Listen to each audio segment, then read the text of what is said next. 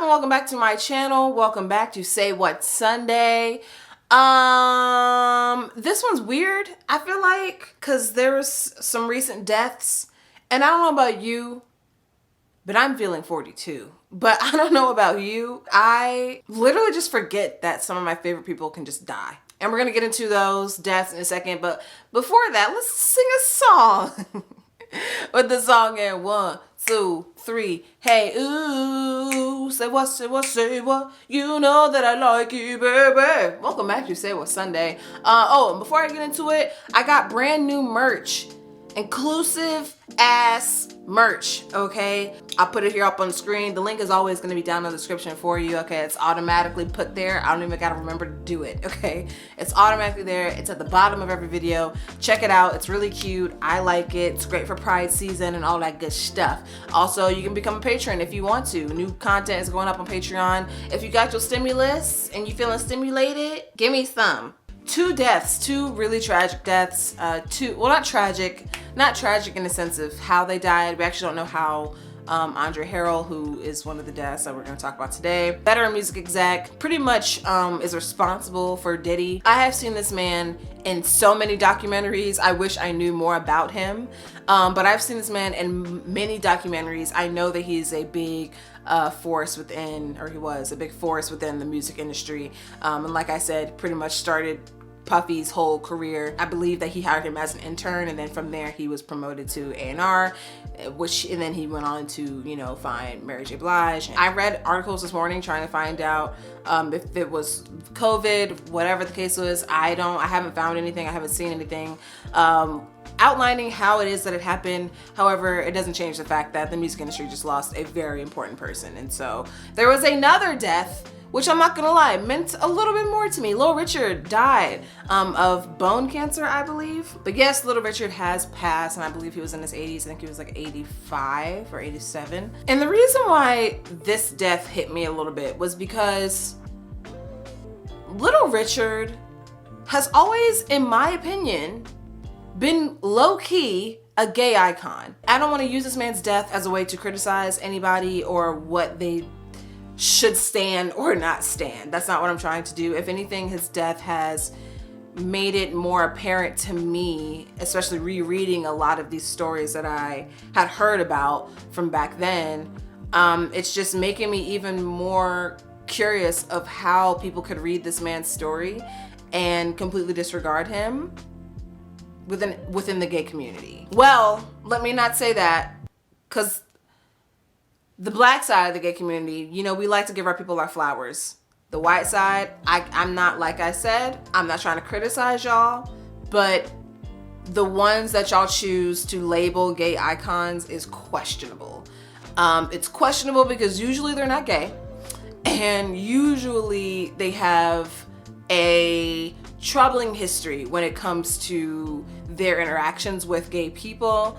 And you could say the same thing about Little Richard, but the thing is that he was actually queer, and so a lot of the battles that he was facing had to do with, you know, owning his Christianity and owning his queer identity at the same time. When people think about Little Richard, you think about his outfits, you think about the makeup, you think about how flamboyant he is. Like, every single article that I read today about this man's death made sure that they said the word flamboyant. Little Richard called himself the king and queen of rock and roll. Yeah, that's just something that I never really understood, but I hope that he gets his flowers now. I wish I was more privy to his story when I was younger, like I am right now. Speaking of problematic things and the way that they've been, an old America's Next Top Model clip came out of Tyra Banks talking to Danny Evans about her gap. Tyra was very mildly going in on Danny, basically saying that, like, her gap was not marketable. Does she think that she really can be a cover girl with this gap in her mouth?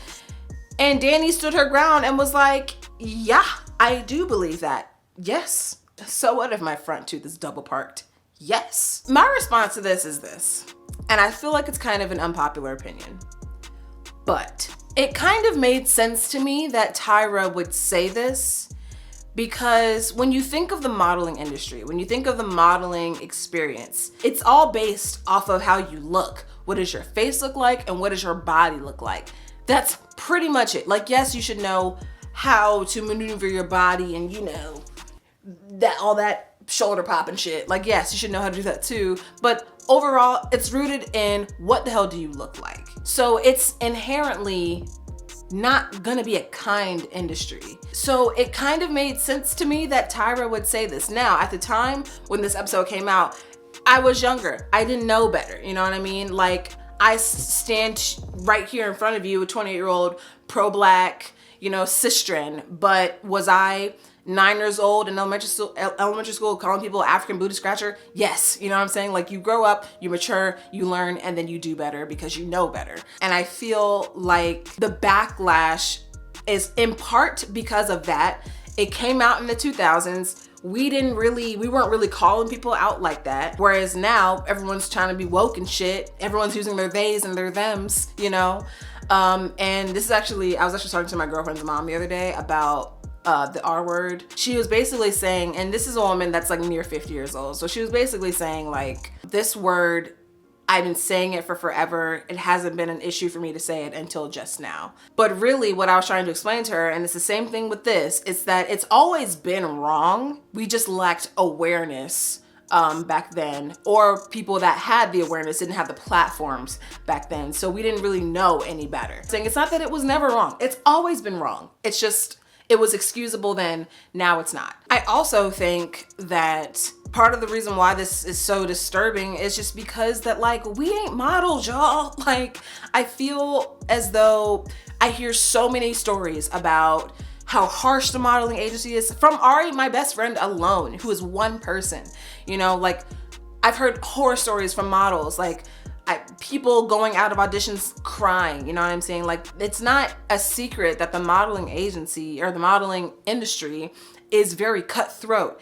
And like I said, it inherently kind of has to be just based off of the fact that, like, it's the only industry where you're allowed to tell someone that they're ugly and get away with it. Only those who are in the modeling industry are the ones who experience those types of things. They hear those types of responses from recruiters, from agencies.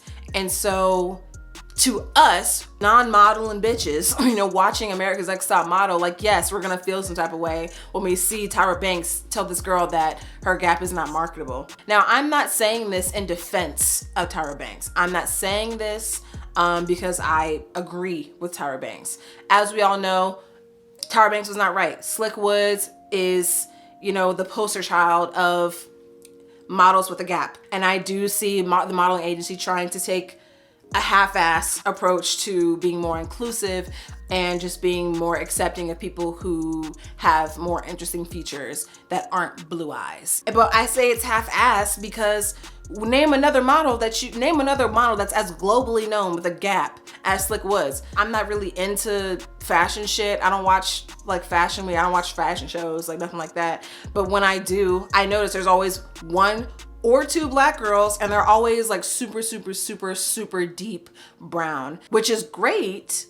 But there are so many shades of brown, and there are so many shades of white that you have on that stage. So if you're gonna have bright beige to medium wheat, you know, white girls like on your catwalk, why can't we also have that same type of range? And so that's why I say it's like a half-ass effort to be more inclusive and to just be more willing to showcase different skins and body types and features and things like that. Basically, I say all that to say, I get it when it comes from Tyra's perspective. And I do think that that's also why her apology was a little half-assed, you know what I mean? It was basically like, I'll read it. Been seeing the posts about the insensitivity of some past America's Next Top Model moments, and I agree with you. Looking back, those were some really off choices. Appreciate your feedback, honest feedback.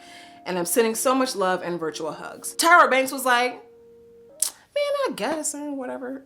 And Danny Evans, she had a beautiful response on Instagram. I believe it was Instagram, yeah. Just encouraging girls who have gaps, who have any other type of feature. It doesn't really matter what it is. What matters is what's on the inside. It's in your self-worth, you know, it's in your scruples. It sounds something like straight out of a Pixar movie, like Coco, you know what I mean? Just real beautiful message. And one other thing I wanna add, this was reality TV.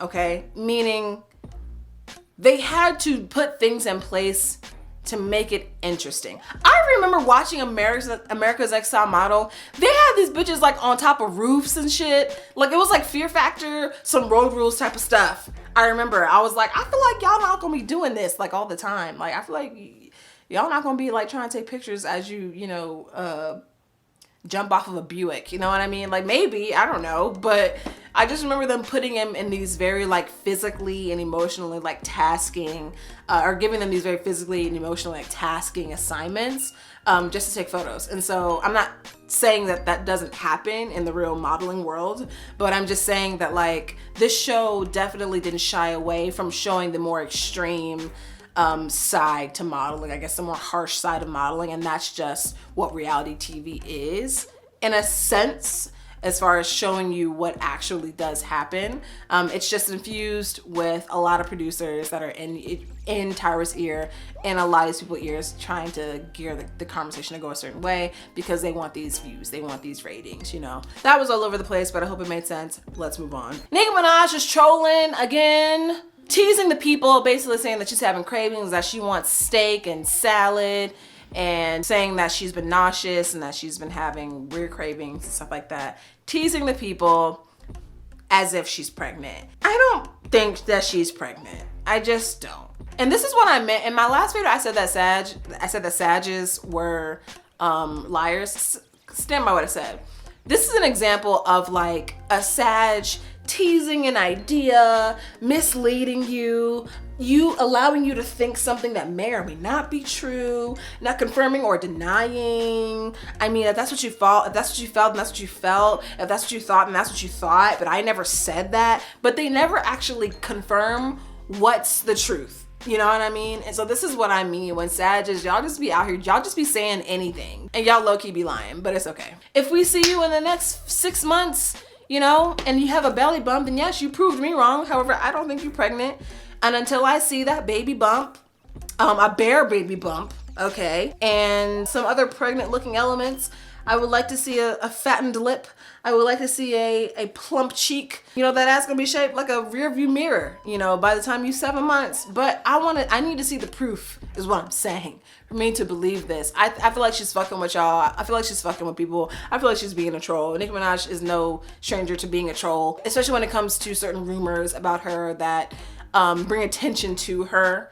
As long as it's not in a negative light. I genuinely feel like this is fun for her. I think it's fun for her to have the blogs and all the articles and all the publications talking about her, and they don't know if this is true or if it's not true, and this, that, and the third, and which is why she went on her Instagram live, or not Instagram live, her Instagram story, and confirmed that Say So remix lyric, that stanza at the very end, which was so unnecessary. It was so unnecessary. It seemed like an afterthought anyway.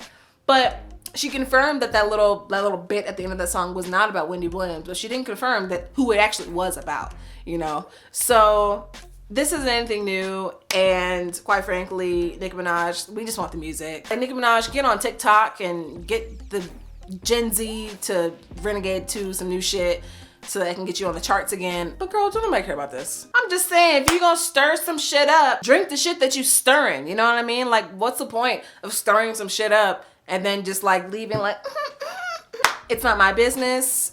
She doesn't have to tell people if she's pregnant or not.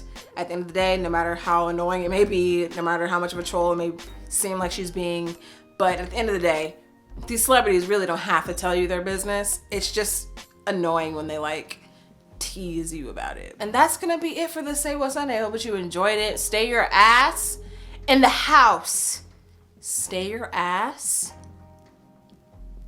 in the house. Thanks. I hope that you are taking care of yourself, and I will see you guys very soon in another video. Bye, y'all.